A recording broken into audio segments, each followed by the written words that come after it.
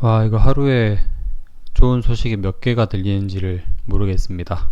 저에게는 역시 제약 바이오주 두 종목도 버거운 것 같습니다. 네, 이번 소식은 오랜만에 우리 오피란제린 소식입니다.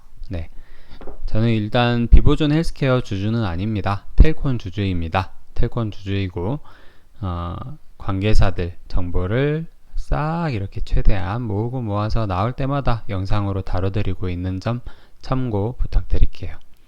비보존 헬스케어로 사명이 바뀌었죠. 루미마이크로에서 비보존 헬스케어로 변경되고 나서 제 기억으로는 첫 번째 비보존 오피란제린 관련 소식인 것 같습니다. 네.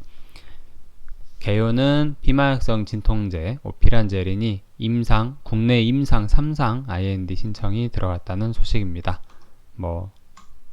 신청이 들어가야 임상 3상 결과도 우리가 얼른 재촉을 할 수 있겠죠. 일단은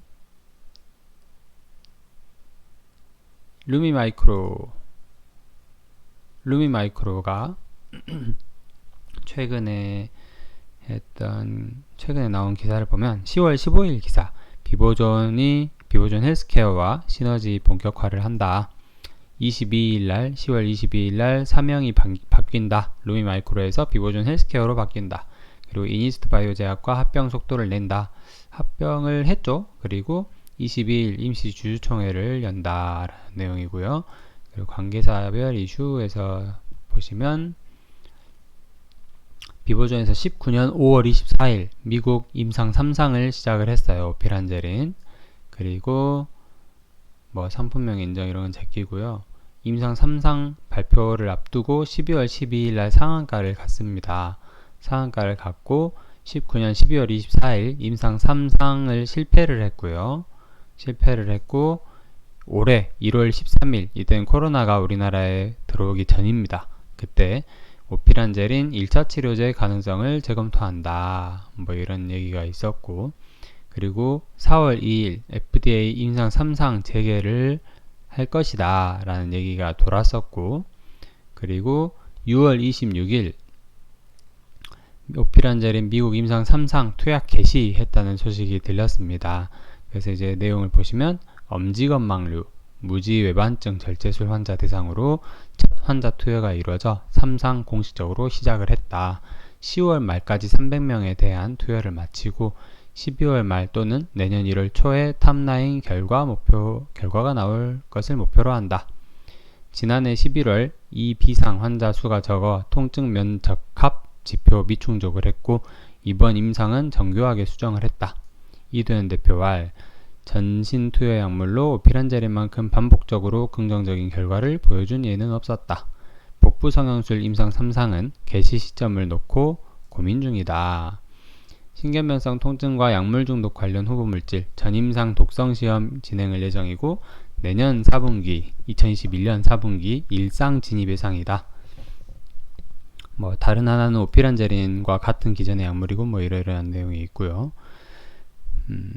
오피란제린과 추가 진통제 후보 물질까지 성공 시 비보존은 향후 적어도 30년 이상 전세계 시장을 석권 가능하다. 바이오벤처로부터 기술 이전하거나 회사 자체를 인수하는 방법을 통해서 파이프라인을 확장할 것이다. 이런 청사진을 제시를 했습니다.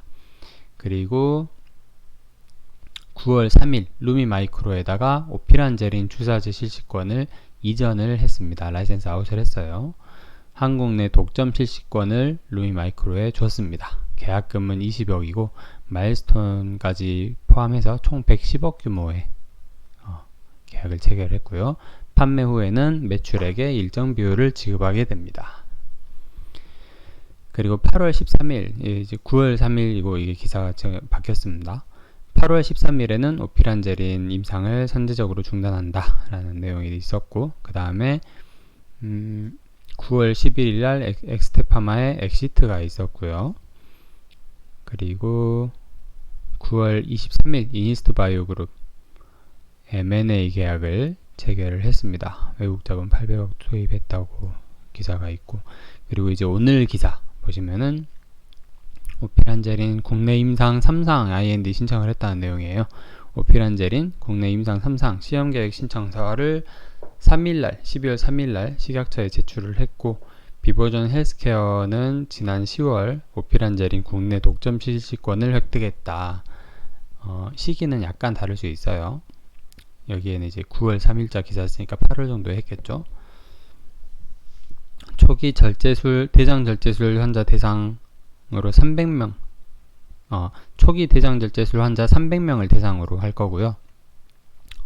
엄지건망류 같은 경우에는 우리 발가락 뼈가 약간 튀어나온 건데, 그 수술은 사실 뭐 임상에 참여할 사람이 별로 없겠죠. 수술 자체 환자도 그렇게 많지가 않고, 약간 불편하더라도 굳이 뭐 코로나도 심한데 수술을 받아야 되냐, 뭐 이런 리스크도 좀 있어요. 그래서 환자 모으기가 쉽지가 않았던 모양입니다. 그렇지만 대장암 수술은 필수 수술이죠. 필수 수술이기 때문에 환자 모집이 훨씬 용이할 걸로 예상된다 라는 내용이고, 마약성 진통제 사용량을 최소화해서, 예전에 이제 19년 12월에 했던 거는 마약성 진통제를 너무 많이 투여했다 이거예요. 그래서 오피란제린이 효과가 있는지 없는지를 몰랐다, 뭐 그런 얘기가 있었습니다. 좀 얼척이 없죠. 네. 그런 얘기가 있었는데, 이제는 마약성 진통제 사용량을 최소화해서 오피란제린의 효과를 뚜렷이 나타나도록 설계를 했다고 합니다. 그리고 내년 1월 중에 식약처 3상 승인이 날 경우 3월에서 4월 사이에 첫 환자 투약이 이루어질 거고요. 한 두세 달 걸리나 봅니다. 그리고 내년 4분기 임상 완료로 전망된다고 합니다. 겁나 기네요, 그죠? 진작 좀 하지. 겁나 오래 걸립니다, 진짜. 주주들만 힘들어요, 주주들만. 어쨌든 뭐 그 소식에 힘입어서 지금 국내 임상에 관한 거는 HLB 같은 경우에는 리보세라닙의 그 국내 임상은 HLB 생명과학에서 가져가거든요, 권리를. 근데 그거랑 비슷하게 비보존 오피란제린의 국내 임상에 관련된 모든 권리는 루미마이크로, 지금의 비보존 헬스케어가 가지고 있습니다. 그렇기 때문에 비보존보다도 비보존 헬스케어가 더 빠르게 이렇게 주가가 반응하는 모습 보여주고 있어요. 텔콤 같은 경우에는 사실 뭐 얻게 될 이익이 그런 거밖에 없겠죠. 얘네가 잘 돼서 비보존 헬스케어가 비보존에 이렇게 매출에 대한 어떤 몇 퍼센트 이렇게 퍼센티지를 주죠, 마일스톤을. 그러면 비보존의 재무가 계산되고, 그러면은 비보존의 주가가 오르고, 그러면은 비보존의 주가를 비보존의 지분을 한 22% 정도 갖고 있는 텔콘이 반사이익을 얻게 되는 약간 그런 구조가 형성이 되고 있습니다. 텔콘은 많이 기다려야 돼요. 이런 국내 임상 소식 관련해서 주가가 오르려면. 그럴 것 같습니다. 네. 좀 아쉽네요. 네, 좀 아쉽고, 어쨌든 파란불에서 이 기사가 뜨면서 좀 빨간불로 이렇게 반응하는 모습 보여주고 있어서 어떤 식으로 앞으로 움직일지는 잘 모르겠습니다. 네, 좀 애매하고 지분관계도 더럽게 복잡한 우리 텔콘 관계자들입니다. 네. 이상으로 이번 기사는 마치도록 하겠습니다. 조금씩 한 발짝씩 걸어나가고 있는 모습 보여주고 있습니다. 네. 감기 조심하십시오.